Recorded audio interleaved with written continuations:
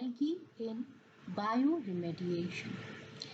Remediation is removal of toxicants from the atmosphere, soil as well as from water by use of physical, chemical or biological means. Physical and chemical remediation of toxicant is use of physical and chemical substances to stabilize, neutralize the toxicant. These processes are very time efficient but expensive. On the other hand, bioremediation is the use of angiospermic plants, bacteria, fungi and algae to uh, remediate the toxicants. This bioremediation is quite cost efficient, but on the other hand bioremediation is very time consuming process. But as our goal is to attain sustainable development, so bioremediation is the most eco-friendly sustainable developmental process. In bioremediation we can see rhizodegradation, rhizofiltration, phytostabilization, phytovolatilization, and phytoextraction, phytohydraulics. In rhizodegradation, the root of the plant, it exudates salts, amino acids, essential enzymes and other things that nurture the bacteria in the rhizosphere, and that bacteria or microorganisms in the rhizosphere degrades the toxicants that is present in the soil. By rhizofiltration, the root of the plant, they absorb the toxicants along with water, and after this rhizofiltration the toxicant is either phytostabilized, that is stabilization or compartmentalizations of the heavy metal or toxicants into the plant, and by this phytostabilization the toxicant is it is prevented from continuing in the ecological cycle from soil to atmosphere or here. So by phytostabilization the toxicant is prevented from spreading out, and by phytovolatilization the volatile organic or inorganic toxicants, they are absorbed from the soil or water by filtration and volatilized to the atmosphere by means of stomata, cuticle or lenticel. By phytoextraction, toxic heavy metals or any other metals, they are extracted from contaminated soil, and after incineration of the part of accumulation that can be leaf, stem or root of the plant, that heavy metal or metal can be extracted. In phytohydraulics also, the toxicant is removed from water and stored in the plant. In phytosaturation also the same thing happens. It is also it is used for the remediation of both soil and water contamination. Hello friends, I am Ayantika. In this video, I am going to deal with various aspects of algae. in bioremediation. To get such more videos, please subscribe my channel.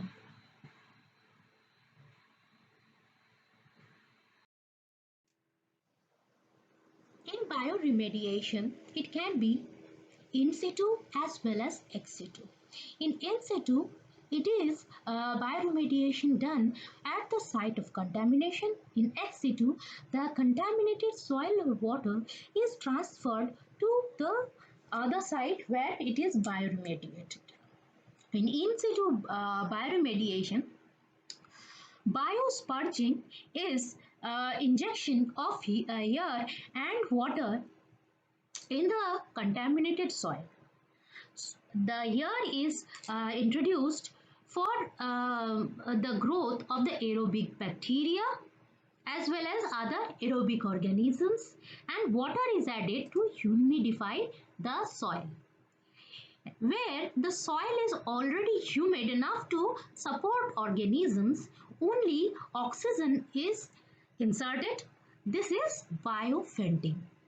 In bioslurping, the air is injected and then the contaminated soil, it is then dewatered, and after microbic breakdown of the toxicants are vacuumed.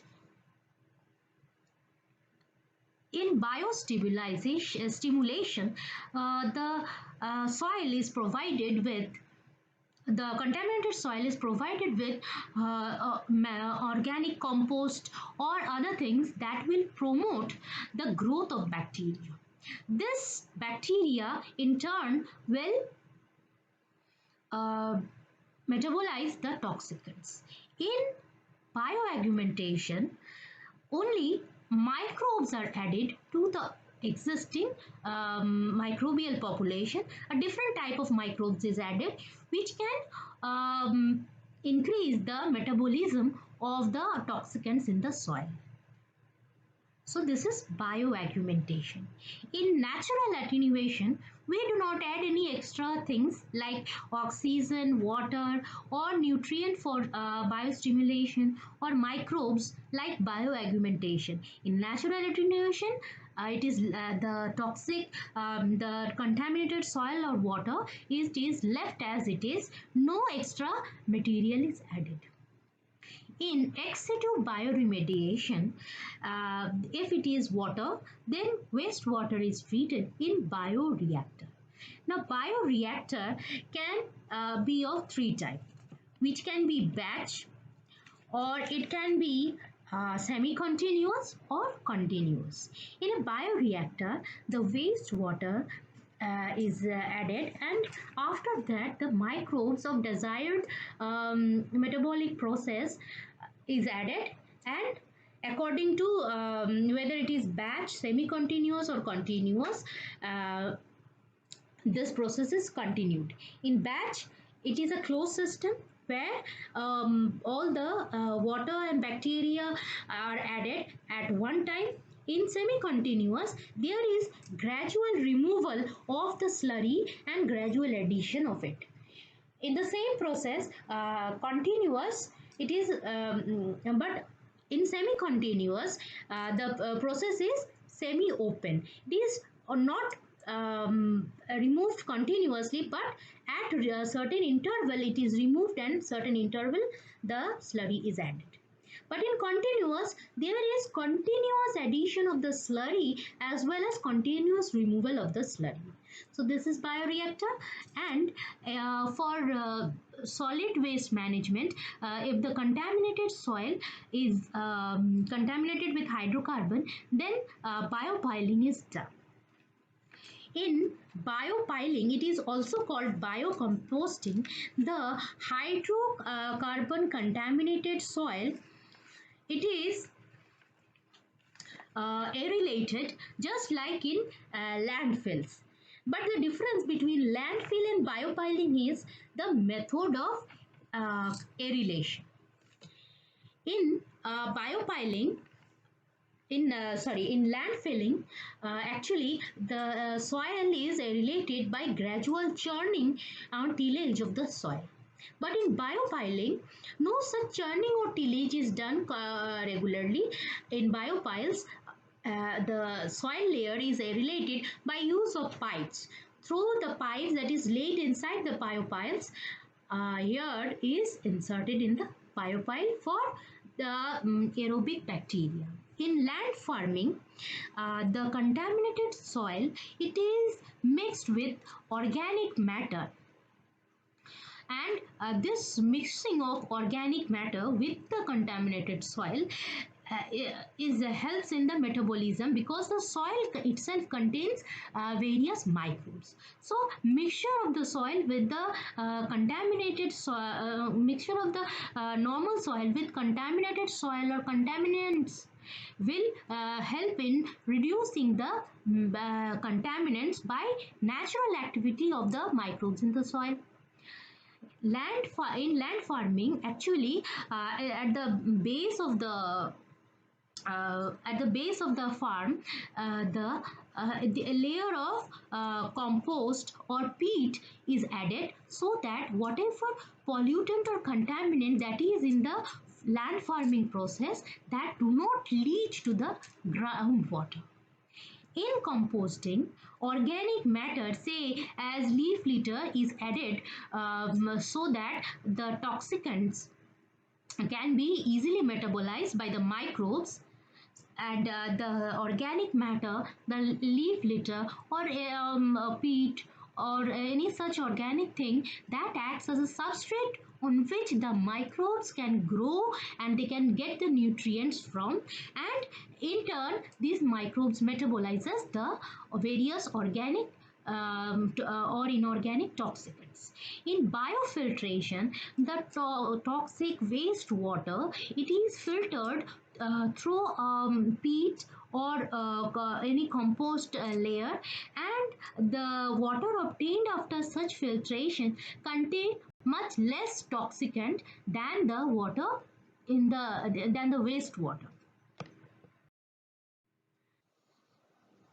Now, more in any country, the maximum source is organic pollutant. Because of the increasing population, we get organic pollutants from mostly domestic sewage and urban runoff and farm waste. The amount of industrial organic pollutant is very less compared to the other three type of sources of organic pollution. Now, these organic pollutants in soil, they harbor various type of pathogenic bacteria. When it is added to the water, when it gets mixed with the water, it it is metabolized by the bacteria, and in this process the dissolved toxin of that water body is reduced. Also, the organic matter, it reduces the light availability. If it is if it is colloidal in nature, it will reduce the light availability of the aquatic vegetation, which is either submerged. And this organic rich waste, if it is rich in phosphorus and nitrogen, it can cause bloom of algae and cyanobacteria, which in turn will leave the environment with hepatotoxin and neurotoxins. So for this reason, we need bioremediation, and mostly in water, algae is used in phytoremediation. The algae present in toxic or wastewater are mostly microalgae containing diatom, blue-green algae, and the dinoflagellates. In developed countries like USA, Germany, France, UK, Australia, Israel, Japan, Taiwan, and China, and even in India, bioremediation has started, and it is now improving a great deal. are many advantages of using algae as a mode of bioremediation, because physiochemical bioremediants, the process is very expensive, and it also sometimes it is not a very umbrella process for using, because it does not remove different type of pollutants in the same to the same amount, but the amount of land needed for the physical or chemical remediation is low. But as we know that the environment is greatly affected, so we need sustainable development process like bioremediation, where there is no additional application of chemicals to reduce or neutralize the toxicants. So, the physiochemical processes like ion exchange, electrodialysis, reverse osmosis, distillation, they are very expensive. On the other hand, algae, as we know that it has the generation time of algae is very short, so they can remove large amount of toxicants from the water, and at the same time increase its biomass. This algal biomass can be used for other purposes, like it can be used as a fertilizer. It can be also used as a source of algal fuel, biodiesel or methane. Also, if the water is eutrophied, and algae can be used to remove the excess nitrogen and phosphorus from the polluted water. And the algal biomass,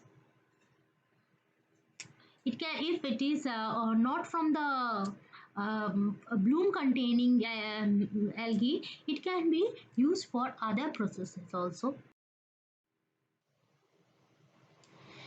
Algae, for all these reasons, algal bioremediation is very environment friendly.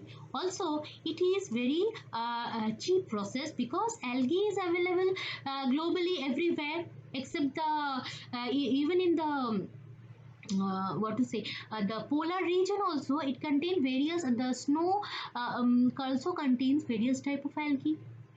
So, algal bioremediation is eco-friendly, cost-effective, and it can remove a large variety of toxicants, like from inorganic, organic toxicants to very heavy metals like selenium, arsenic, zinc, cadmium, copper, molybdenum.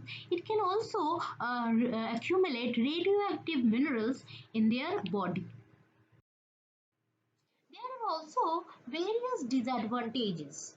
Like, if the algae is tolerant to heavy metal, and this algae, it is harvested and used as a fertilizer in the cultivation of vegetables or any food crop, then that heavy metal will get accumulated in the cereals or vegetables or fruits in which on which it is grown. So the heavy metals that will be in our enter our food chain. Also, if this algae it is fed by the various aquatic organisms, and that aquatic insects or organisms is again in turn eaten by the fishes, and if we eat this type of fish also, then this heavy metals will also enter our food chain. So in these two processes, the heavy metal or if other toxicants will enter our food chain, and it will get bioaccumulated and biomagnified. So this is the major disadvantage. The other smaller disadvantages is that it can produce certain type of odor, it can cause discoloration of the water body. Certain amount of volatile matter can be volatilized in the atmosphere. The retention time and the whole process of algal bioremediation is very slow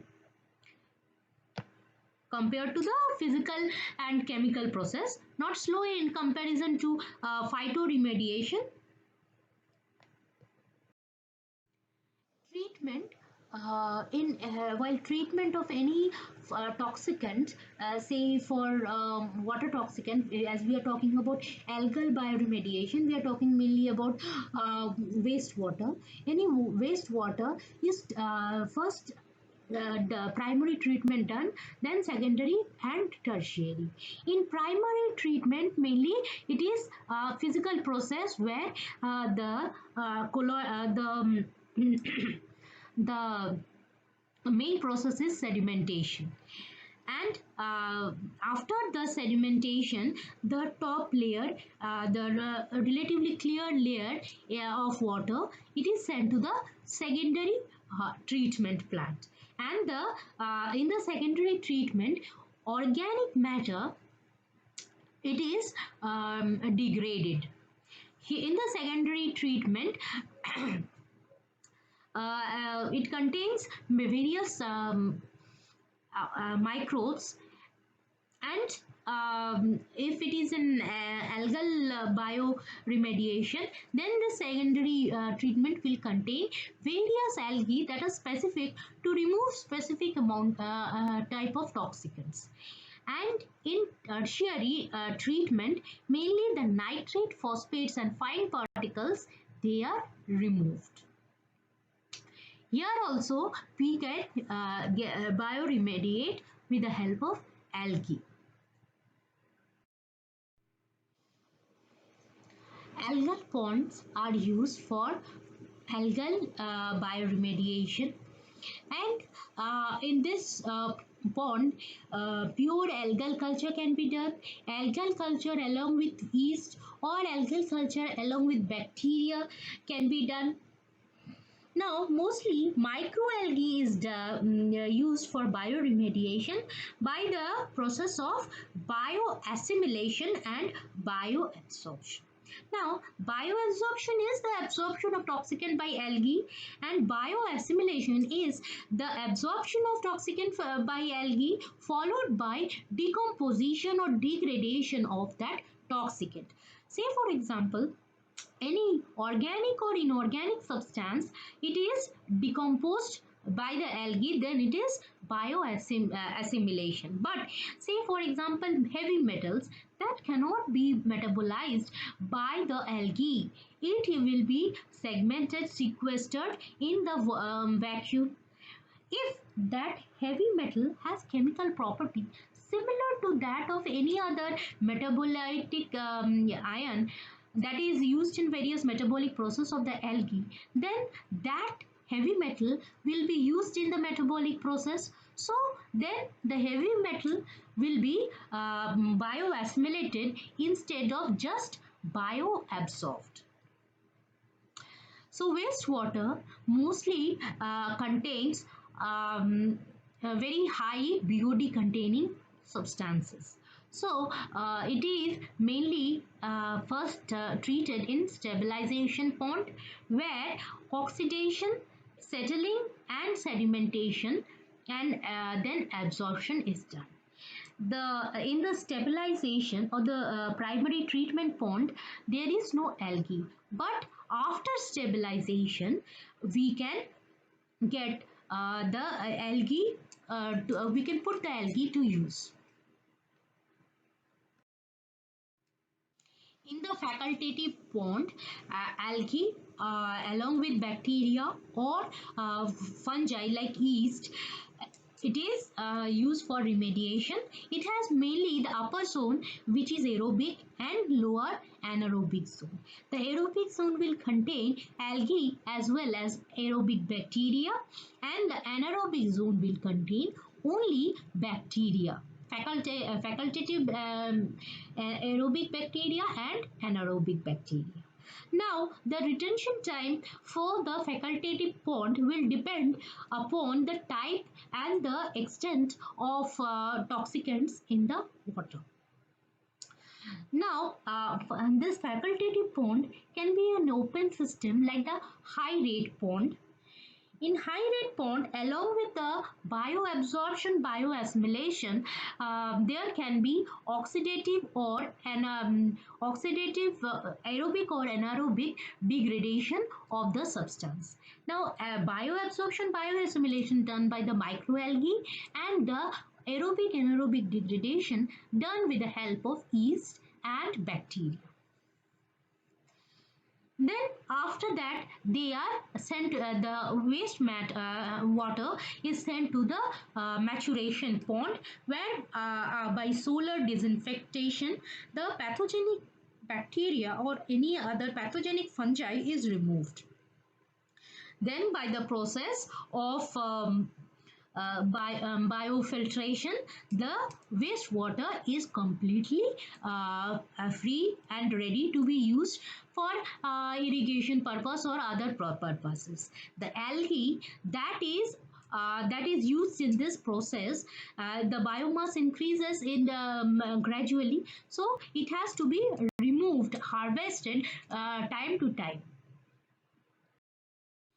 This harvested algae, it is either harvested by a paddle wheel after or by flocculation, and the various genetically modified algae or normal algae like Chlorella, Euglena, Chlamydomonas oscillatoria, that is floating, that is planktonic, that are used. So the process of harvest can be reduced.